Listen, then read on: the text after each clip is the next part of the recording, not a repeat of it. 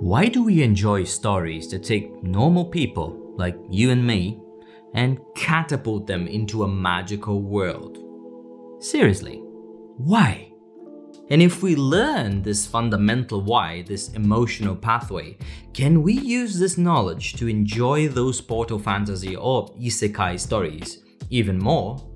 This question led me on a journey that started in the domain of fantasy literature, but in the end, I found better answers when I started exploring game design theory, but applied to all fantasy, including books. Stick with me, we're gonna get there. First, I had to ask myself, well, what is fantasy anyway?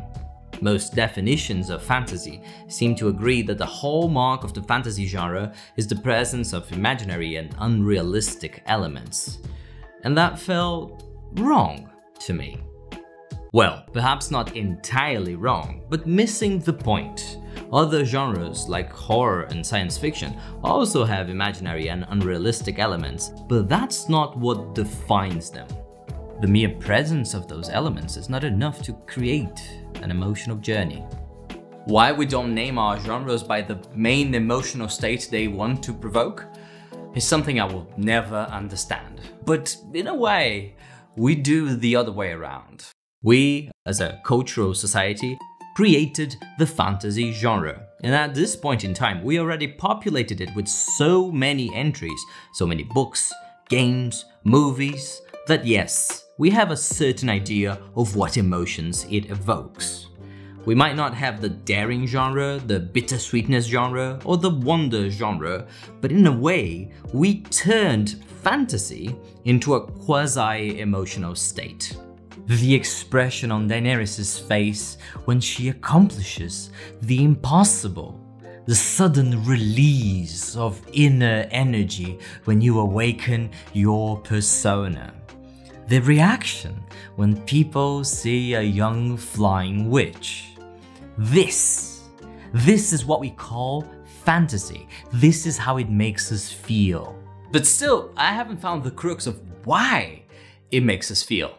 So I kept exploring, and that got me to another world that has a hard time with its genres. Games.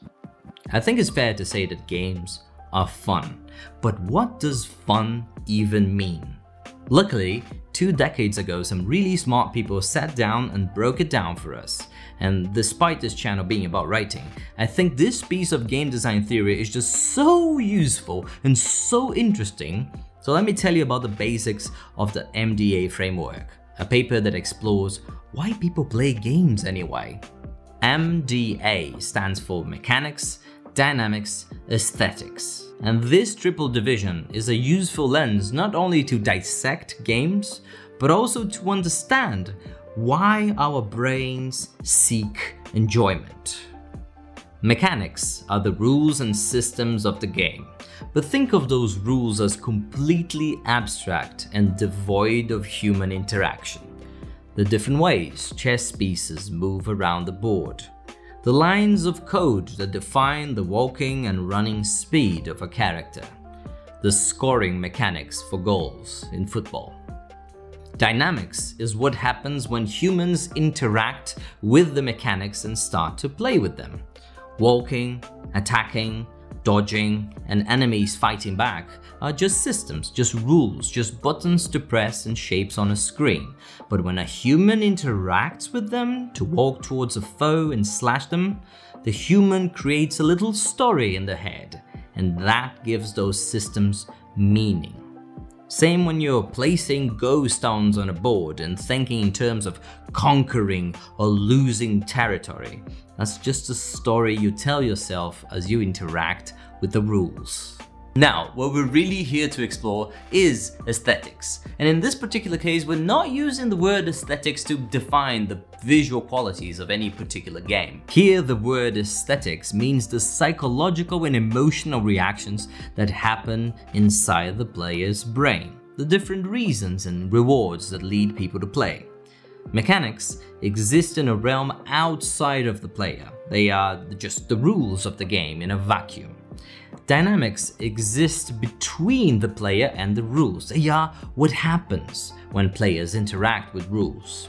Aesthetics exists exclusively inside the player. They are the emotional responses provoked by playing. MDA. What a gorgeous way to think about interactive media. One of the most useful parts of this framework is how it defines the different aesthetics, the most common emotional reactions that bring people to games. And yes, one of them is fantasy, and we're going to talk about it for longer, so I'm going to leave it for last. But I find them all fascinating, so let's go through them one by one real quick. Sensation. The human desire to experience their five senses in a pleasant way. It's what brings us to gorgeous games like Gris, and games with amazing soundtrack and sound design like Journey, and also why we hike or go to a spa. Fellowship, the human desire to cooperate with other humans towards a shared goal. It's what makes us play Minecraft or Stardew Valley in multiplayer mode, or what makes us do jigsaws together.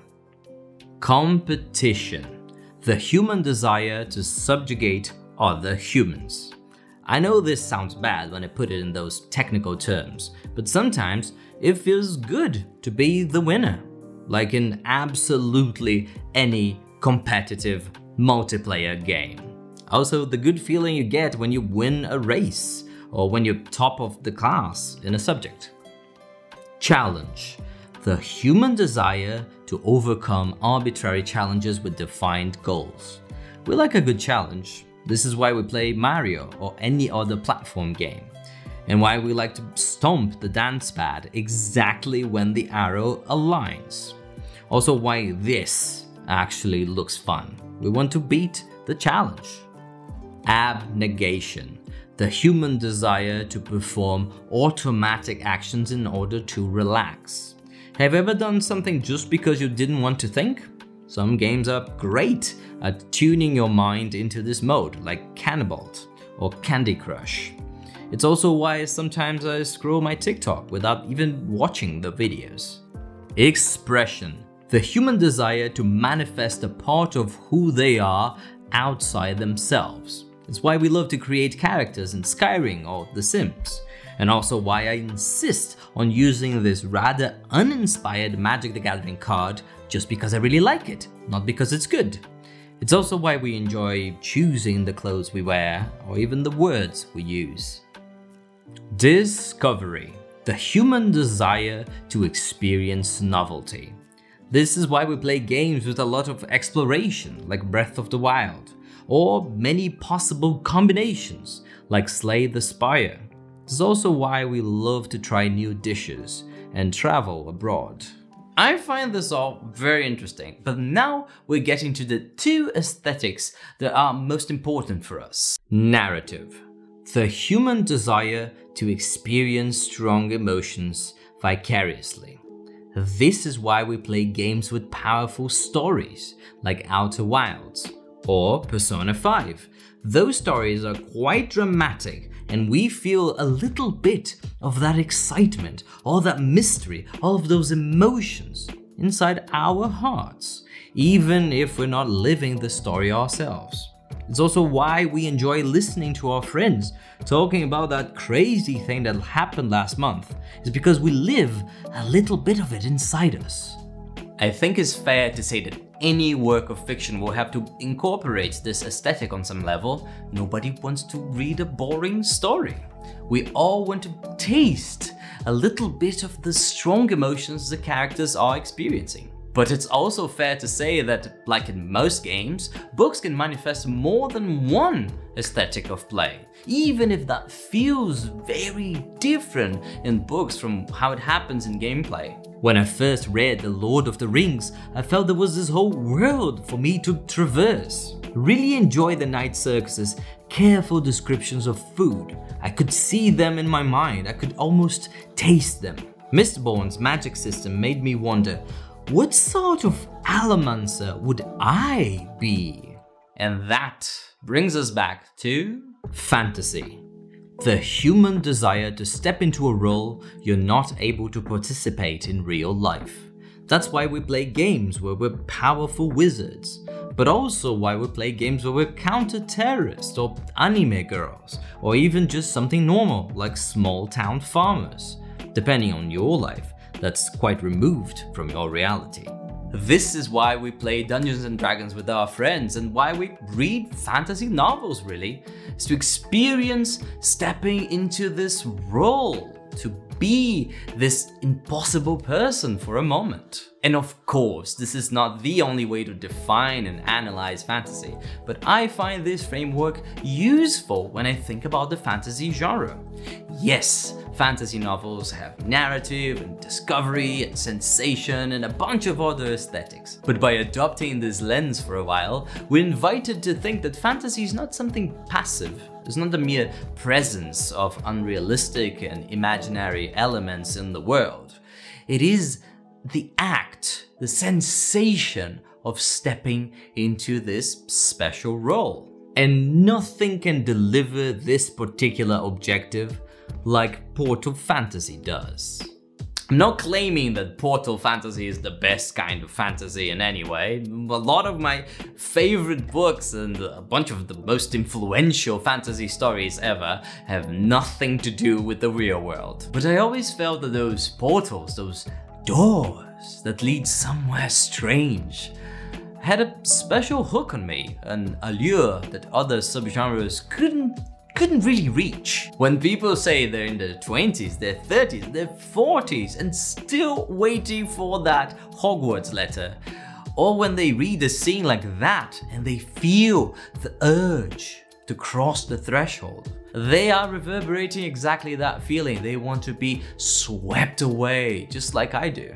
And you know, I love that feeling. I love the sensation that magic could be anywhere. Perhaps, I don't know, inside my wardrobe. In Portal Fantasy, we're not following the journey of someone who was already born in a magical world, someone who's used to magic.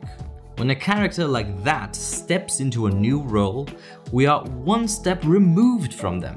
We couldn't fulfill the previous role anyway. We have to first imagine ourselves as part of that world, and just then we can follow their steps. It took me a while to relate to Arya Stark, and I don't relate to Morpheus at all. But in Portal Fantasy, the story structure itself helps us step into those shoes. We first see the characters in a world very much like ours. Their initial roles are easy to relate to. Then later, when they step into new and impossible roles, we are right there with them. We've seen the path that led them to magic and mystery, and we can imagine the same path for ourselves.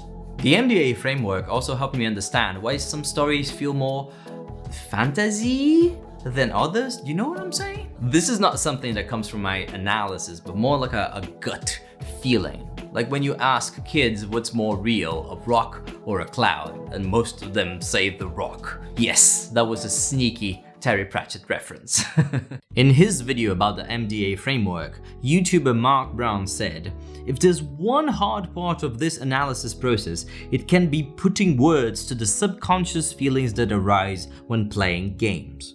We're looking for way more than just this game was fun. We're looking for strong, emotive feelings like this game made me feel powerful, creative, sneaky, tense, intimidated, curious, deceitful, cooperative, flustered."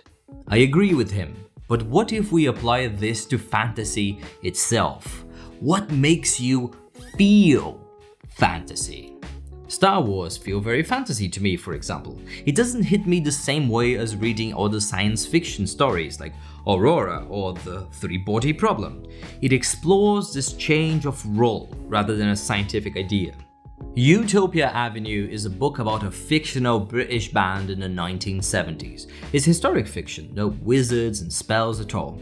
And somehow, I felt fantasy there. Through the very ordinary characters getting into the music scene, I felt I was exploring a new and special world I couldn't possibly reach in real life. And other fantasy books I love, like Piranesi and The Lies of Locke Lamora, feel less fantasy than that. My enjoyment came from other aesthetics, and that's okay. I still adore those books. But now that I have this lens, I hope I can notice this important moment, this crossing of a threshold, this stepping into the role. And when I do, I want to give my mind and my heart a little push. Go in that direction, go, be enchanted. And hopefully I can enjoy those stories even more than I do, if that's even possible. Hello, I'm Jorian. I'm a Brazilian fantasy writer, and this channel here is my artistic research. This is me trying to enjoy books and games and stories even more, and I'm taking you with me. Come on, there's no time to explain. Come.